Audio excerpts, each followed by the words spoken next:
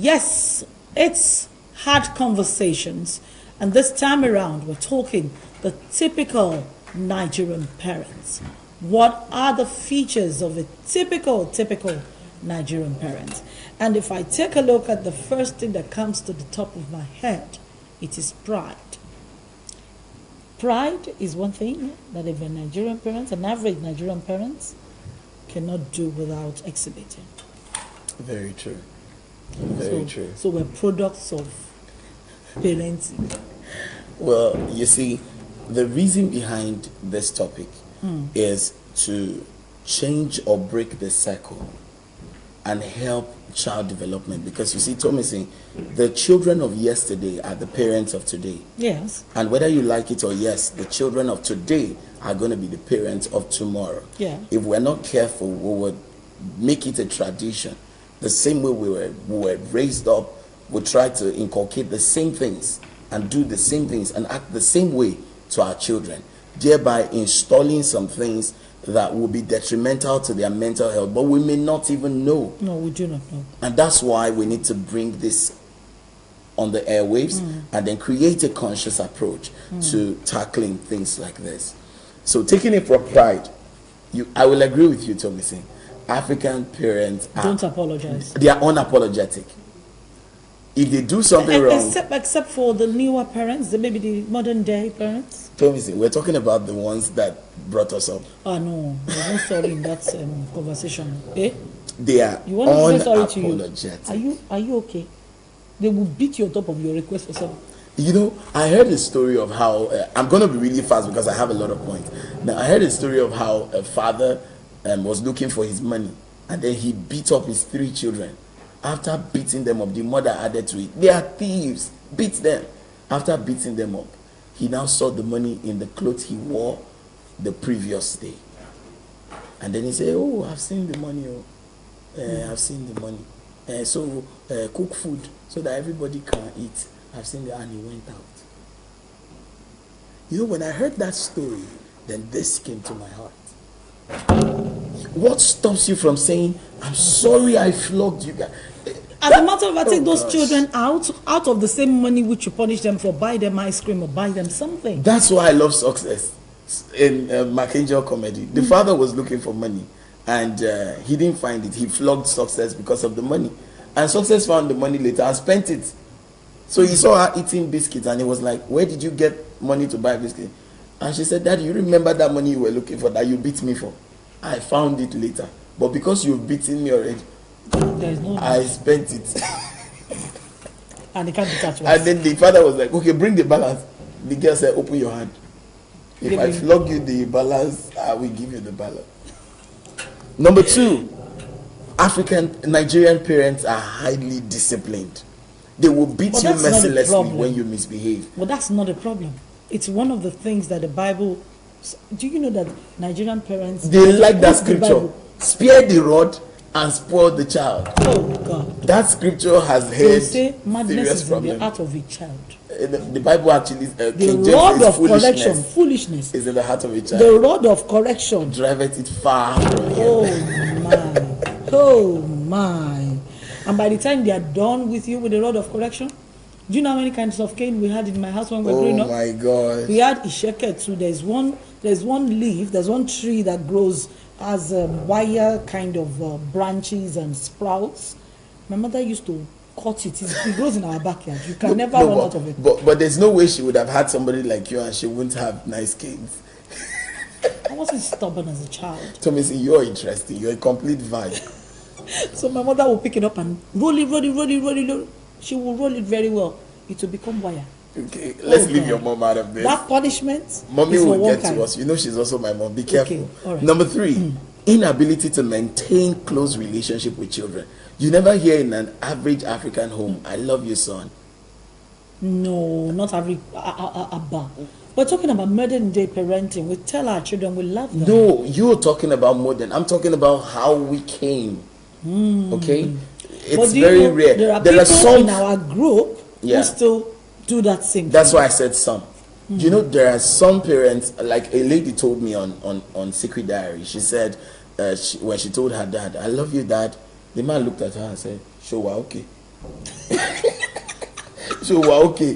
Why are you loving me? And no, this is what we see abroad. Because love is in the mind of an average Nigerian parent, or former or typical old Nigerian Once parents. they hear love, it's sex. Mommy, don't beat me, eh? So I sent mommy a message 2 days ago. Your and mom, right? And I ended it with, I love you, mommy. Good night. And she said, good night, dear. She did not say they love you. That takes us to point number 4. A typical Nigerian parent will never discuss sex. Eh? They won't discuss it. No. You know, even as old as we are, it's still a sore topic. It's strange. They hide it. We walk on eggshells to talk about. I mean, you cannot talk about it freely. They will never give you sex education. No, sex education. That is introducing them to bad things early. I'm telling you, they will say they will spoil. So when you're watching movie, they say close your eye. Don't see what they are doing. Number 5, African parents are inquiry deficient. They don't like you asking too many questions. Mommy, how come people are inside the television? Your questions are too many. Do you know inquiry is one of the scientific processes? Yeah. And when you stop a child from asking questions, you deaden something in his psychosis, in his psychology, in his mind. When children ask questions, try as much as possible to answer them, because they learn from those questions. If you go through child development and educational psychology, you will discover that the formative state of a child is a function of the questions you answer. So when you don't answer questions, you deaden something in that child. Number 6. No wonder they say some children are too inquisitive and the other ones are just normal. Number 6, our Nigerian parents are controlling. They are domineering. They control you to the day you... Till the day you're married. No, till the day they die. Even in your husband's house, they want to control you. With your wife now, they control you. They even tell you how you do it. They want to be involved. And when you are not having children, kilo day. They're already bringing I need children.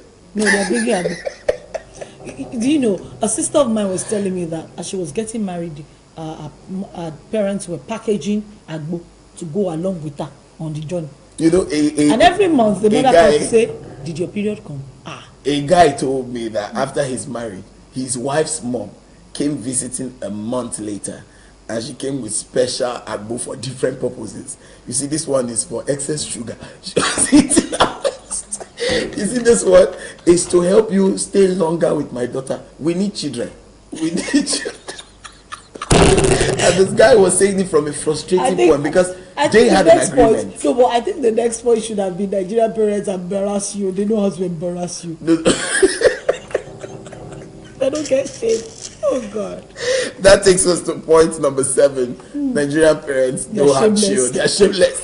They can embarrass you in public. Have you seen where they get angry with a kid in public and beat the kid, slap them, do things to them? No, there's Abara, there's Ifaru, there's Ilaji, there's Igbaru, there's Ifoti. That takes us to point number 8. Nigerian parents are verbal reckless. Oh God. They can abuse you for Africa. Their mouth is razor. They can curse you till the point where you start thinking of committing suicide. You start having traumatic tendencies. And that's what we're talking about. When African parents Nigerian parents in particular get angry with you, you won't recover. They can talk you into another mood. Number 9, they are braggadocious. Oh God, they talk about themselves too much. When I was your age, I did. When I was your age, I was the best in my class. You are the video. The best too. They're always the best.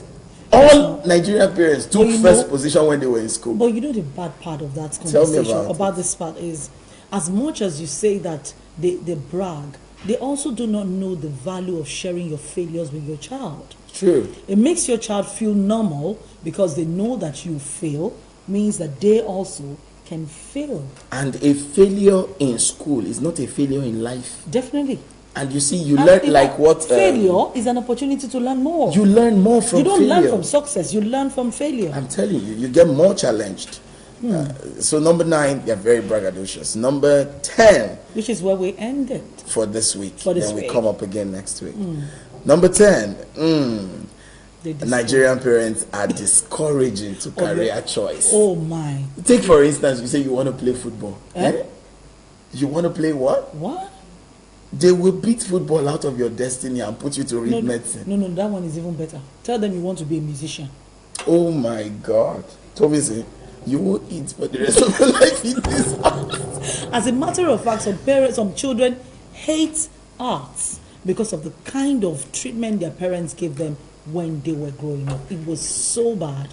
You want to be an artist, you want to be a musician, you want to be a footballer. They just discourage you from ever getting involved in those things. A young lady told me in the UK. She said they owned the Wazoba restaurant in the UK. She said she was supposed to be the Genevieve of Nigeria at that time. It's said to be, but the parents took acting out of her. You know what I mean?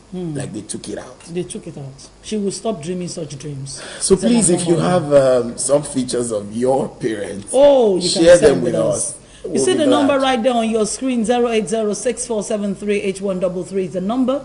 You get to share those messages with us. So you have some things you'd like to share about what a typical Nigerian parent is. Send those messages. We'll pick them up, and next Friday on Hard Conversations, we'll have the part 2 of this conversation. Dr. Precious, how do you close? I close by saying, regardless of what you went through when you were growing up, you are not alone. We are all together. We suffered the same thing. So leave your features in the comment section. We love you guys. Stay all right, safe. my name is Tomi Siojo, and I am Dr. Precious Uwagba. We'll see you again. Follow us on all of our social media handles that will be put right there on the screen. Have a beautiful day, people. Bye-bye.